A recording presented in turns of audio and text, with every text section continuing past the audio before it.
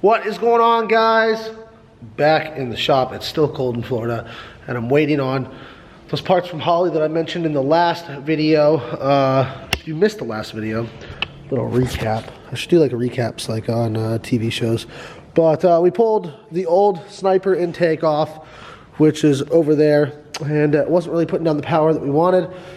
So we took that off. We're doing a steam port upgrade kit, courtesy of Earl's. We're doing the Holly high ram intake, some new injectors. I got some spare parts, a new front cross member that's going to be modified, a new steering rack, which is going to be sent out to get rebuilt. And so what I'm going to do today is I'm going to take this steering rack off. We're going to clean up both items, the front cross member and the steering rack, pressure washer. I haven't even got to use my new pressure washer yet, so I'm excited. So we'll clean these up and maybe get some work done on the actual car, and it should be fun.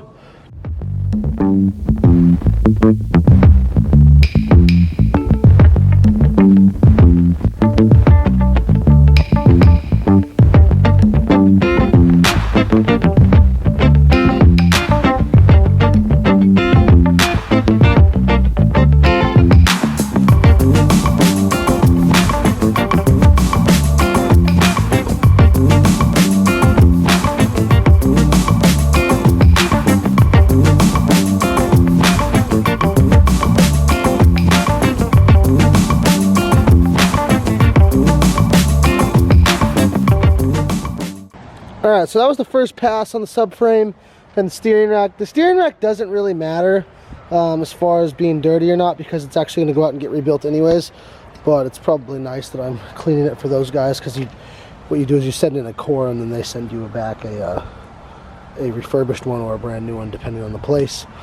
And it just sucks carrying it around when it's really dirty. Like this thing had probably, the subframe had like right here in this fold, there's still some on there that I haven't got off yet, but probably an inch thick of like just grease and build up oil and power steering fluid and any other fluid that your car leaks.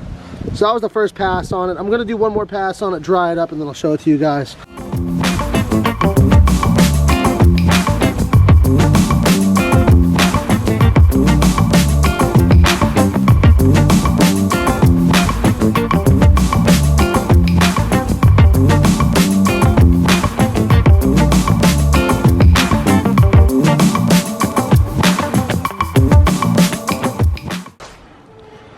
This cross member is so clean that you could eat off of it, and I'm so happy about it.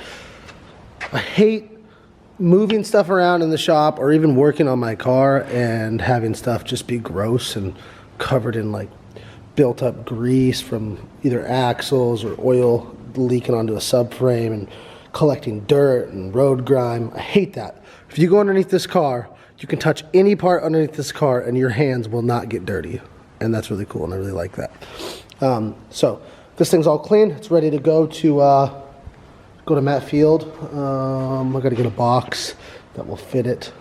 I might use that. There's a Mishimoto box way over there. But yeah, real stoked on that. And then I also blasted the rear subframe. This one didn't have as much buildup on it, so I'm not going to use like anything attached to it. So all these like random parts I won't use. Here's a sway bar. I don't run a rear sway bar or a front sway bar. And then this pressure washer that I got at Harbor Freight has worked pretty damn good. I'm pretty excited about it. I'm going to pull the dash out soon. Now that I have the time to do it, I'm going to flock the dash, and then the wires that are behind it, all the wiring for the car, I'm going to put all that in loom along with the chassis harness that runs down there. So everything's going to be in loom. I just got to order it from Dan. Dan told me about this place called I forgot, but I have the website link and I'm going to order it from there. And then once I order it, I'll refer you guys. So if you wanted to do something like that, it's basically just like a loom like this. It's probably from the same place that Holly gets it. Alright, since the last clip, it is now the next day. And I kind of just got sidetracked yesterday. I had some other stuff to do with Raven. So now I'm back in the shop. And I was really hoping that by today, I could have some new parts come in the mail to do some shit. Front and rear tires are both shot, so the wheels need to come off. I need to check everything in the rear, make sure brake lines and everything are good back there. And then, if you guys, I don't know if you'll be able to see this on camera, but there's some play in this hub. You can't see it, but there is. So, I'm not sure if it's the bearing. I guess we can just break it down and look. All right, so the rear wheels are off. Now, if you haven't seen like an up-close look of my car back here, if you're like new to the channel or something and weren't around when I was actually building it, I'll kind of go over it. And one of the first things a lot of you are probably going to say is, oh my gosh, you have a big wheel spacer.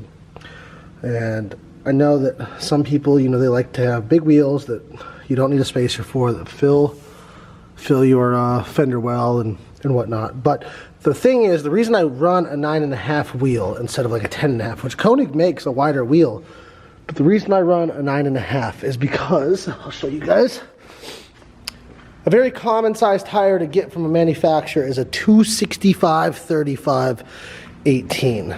Now, if you look down at this tire had really bad wear, and I don't know why. This is a GT radial, but there's no stretch. And while some of you might think that stretch is really cool and you can run your car really low, it's not that functional.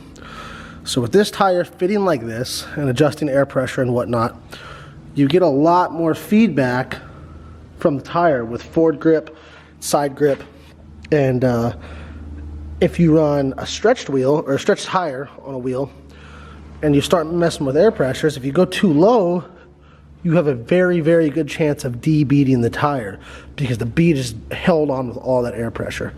So if you look at this 265/35/18, it fits nice and square on this 9.5. There's no stretch. There's also no bubble. It fits really, really nice.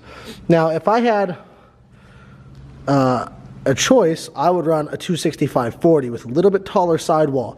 That way, as you drop that air pressure, you can gain a little bit more grip. Now, I'm not really doing a lot of competitive driving, but the grip really helps you feel the car and be way more in control of the car. So, like, I've driven a lot of cars that don't have a lot of grip, and they're really floaty is what I call it. So, say you initiate and you get up back on throttle, but the car is still just floating out. And a lot of people like that, and they don't mind it, but I really like to know that as soon as I get on throttle, the car is going to take off. It's going to pull away from whatever it is. If I'm backing it up to a wall and I know that I'm about to hit the wall, or I've hit the wall and I've touched it, I know that if I get on throttle, the car is going to hook and it's going to pull away, and I can kind of steer out of it. So that's why I run a 9.5. Yes, I could have gotten a less aggressive over fender, but I really like the way that these look, so I went with this. Lots of guys run wheel spacers. It is not uncommon, nor is it unsafe as long as you're getting hub-eccentric wheel spacers and they're torque to spec, and you know, shit still happens. People shear wheel studs off of hubs that aren't even you know, wheel spacers. So to answer all of your guys' questions and concerns, it is okay to run wheel spacers. It might not be the cool thing to do, but my car works how I want it to work and how a car should work. And then moving on past the wheel spacers, now that we've covered that, you guys know I have WiseFab in the front. In the rear, I do not have the WiseFab kit. I run the ISR Pro Series arms. You can see them right here. They're a little dirty. I tried to clean it up a little bit. So those are the Pro Series arms, stock lower control arm. And then this knuckle here, if you can kind of see it, it's the Part Shop Max dual caliper setup. So it comes with tabs on it to put on a second set of calipers. So this Willwood caliper is straight for the handbrake. That's all it is. And then a stock S14 caliper. And the reason I run a stock S14 caliper is because the bias that's adjusted on my pedals is set up for 90% front brakes when I apply the foot brake. So when I'm on the foot brake, most of the brake force is going to the front wheels and 10% to the rear ones, so it doesn't really do shit. Stock rotor, I live in Florida, so as you might know, get some rust on stuff. But this setup has worked fantastic. And then also a 350Z rear axle that goes to the Villains adapter stubs for a stock 240 diff. I'm actually in the market for a 350Z diff to fix my gear ratio. If you guys watch the videos of like in-car footage, I'm in like 3rd and 4th, even on like small tracks. So you can see it in there. But it's worked great. And if you have like any other transmission but a CD09, I think that this is a great setup. These axles have held up, and like I said, there's a lot of grip dialed into my car, and they have not broken yet. So shout out Villains for making a great product and being able to upgrade the rear end to hold some power. So everything looks good. These are a BR series BC coilover. I've got a 5K spring in the rear, and Pat Gooden helped me adjust the dampening. They valved it. I think it's pretty close to like what you would get if you just ordered S14 rear coilovers. But they've worked great. Going over to this side, everything looks great. Even with, you know, I mean, I know that I didn't drive a ton this year, but, you know, we did drive like probably 7 track days, 10 track days or something. And brake pads are still good on both. And these are the ISR, I guess it's a clutch line technically, but it's a brake line kit that they do for a dual caliper hydro setup, and it worked so good. There it is. Just goes in through where the cable goes for the stock handbrake, and it's worked fantastic. So glad to know that everything in there is all good, and I'll just clean it up, and after I mount some new tires, we'll put it back together. Moving on to the front, another thing that I discovered, and going over a car like this after beating on it a whole bunch is really key to keeping a reliable car. And, you know, don't be afraid to throw your car up on jack stands. So go over every single nut and bolt to make sure that you're not going to have failure, you know, at the next track day. I set my bump stops on the Wisefab. See that brake line? It's pushed it, and now it's all loose in here. And I set my bump stops, but I set them incorrectly. So as you can see, as it goes to lock, it's hitting right where the brake line goes, and it's worn through the plastic. Luckily, it hasn't worn through the line yet. And then on the other side, very similar, if I can focus this camera.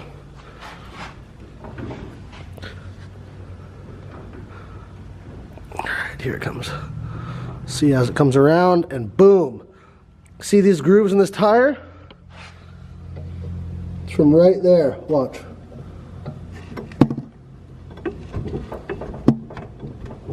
So, the bump stops need to be readjusted. You can see these brake lines are damn near not long enough, but they get the job done, they're working. And as I set that bump stop out a little bit, it'll put a little bit more slack in that brake line, which is going to give me a little less angle. But to be completely honest with you guys, I know it looks really cool, not only when I do it, but when everybody does it, to drive with a shit ton of angle, and I love the photos. The photos that you get from big angle drifting is great, but you're very slow when you drive with a lot of angle. And so when I'm chasing somebody, I can be chasing somebody, let's say Taylor Ray for instance. He's a really good driver, and when he is leading in his Miata, his car doesn't have a lot of angle, he doesn't drive it with a lot of angle, so it's fast. And if I'm just behind him cooking at full lock, he's gonna just pull away. So this is gonna make the car sit at its new full lock, be a little faster, and also as you're sitting at full lock while drifting, you're basically just doing a burnout, which is smoking the rear tires. You go through tires way faster. Like no matter how good or shitty, thick treaded, no matter what the tire is, if you are sitting at full lock with Wisefab around, let's say the OSW skid pad for instance, you're getting 2 to 4 laps on a brand new set of tires because you're just doing a 40-second burnout every run with, you know, in 4th gear, which is very high wheel speed. So I think this is going to help a lot. To give you guys a better idea of what I was talking about, the bump stop, this is it right here, and you can rotate that, and it hits at different points on the control arm to act as a bump stop. So I'm going to adjust this right now, and then I'm going to show you guys the clearance that we get now where those brake lines go into the side of the engine bay. Alright, so side 1 is done. I didn't adjust it out that much because I'd still like to have a lot of angle. So once it's under load, we'll have to reevaluate and see if it's enough. It might not be, and I might have to adjust it out a little bit more, but I'm going to do the other side to match this side, and then the next time we drive it, we'll assess it and make sure that it's all good. So I got both of them adjusted. We'll go to full lock on this one. And I'll try and get in there so you guys can see that we are clearing everything. And that's still a ton of angle. So compromise a tiny bit of angle, and in return we get better drivability, and I think that that means a lot more than you know, having more angle and destroying products. So awesome. The next things that I have to do, which aren't that big of a deal, but I'm going to clean up this throttle body right here, clean up these fuel rails, and then I still have to find a place to mount this radium expansion tank. And that's not going to work there, and I really don't have any room in my engine bay. So maybe I should have went rear mount radiator, and then all of my cooling stuff could be in the back. Or maybe I should have mounted my fuel pressure regulator in the back. Damn it.